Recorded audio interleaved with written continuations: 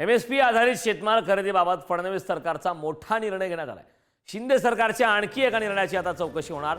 शिंदे सरकारनं nodal agency नेमणुकीबाबत घेतलेला निर्णय, आखलेलं धोरण आणि खरेदीसाठी निवड करण्यात आलेल्या एजन्सीबाबत शासन आता नव्याने धोरण ठरवणार आहे। सर्वात ताजी अपडेट देण्यासाठी आपले प्रतिनिधी सुशांत सावंत आपल्यासोबत जोडलेत। सुशांत, खरं तर फडणवीस हे मुख्यमंत्री झाल्यापासून शिंदेंच्या कालावधीमध्ये कार्यकाळामध्ये घेण्यात आलेल्या काही निर्णयामध्ये बदल करण्यात आले। त्यातच आणखीन एक उदाहरण आता एमएसपी संदर्भातलं आलंय।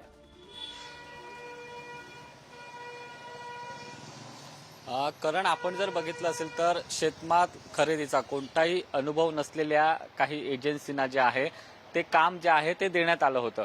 यामध्ये एक सातत्याने आरोप होत होता की राजकीय हस्तक्षेप यामध्ये जास्तीत जास्त वाढला होता। त्यामुळे जवळपास 42 एजन्सी होत्या। सुरुवातीला खरं तर 2.5 वर्षापूर्वी 8 एजन्सीची नेमणूक करण्यात आली होती, मात्र त्यानंतर जवळपास 40च्या वर नोडल एजन्सी ज्या आहेत त्या नेमण्यात आल्या होत्या आणि हे नेमणूक करताना कोणताही त्यांचा कामाचा अनुभव तपासला गेला नाही असा खऱ्या अर्थाने आरोप होत होता। अशा तक्रारी देखील येत होत्या।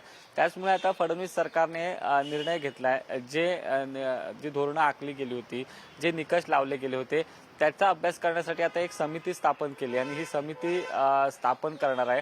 आणि जर यामध्ये काही गैरप्रकार जर कुठे सापडला, जर ज्या एजन्सीना काम दिलं त्यामध्ये जर गैरप्रकार सापडला तर त्यांची निविदा जी आहे ती तात्काळ खऱ्या अर्थाने रद्द करण्यात येणार आहे। त्यामुळे कुठेतरी एकनाथ शिंदे सरकारच्या काळात जे निर्णय घेण्यात आले होते त्यामधील काही निर्णयांमध्ये आपण जर बघितलं असेल तर याआधी स्थगिती दिली, काही निर्णय बदलण्यात आलेले आहेत।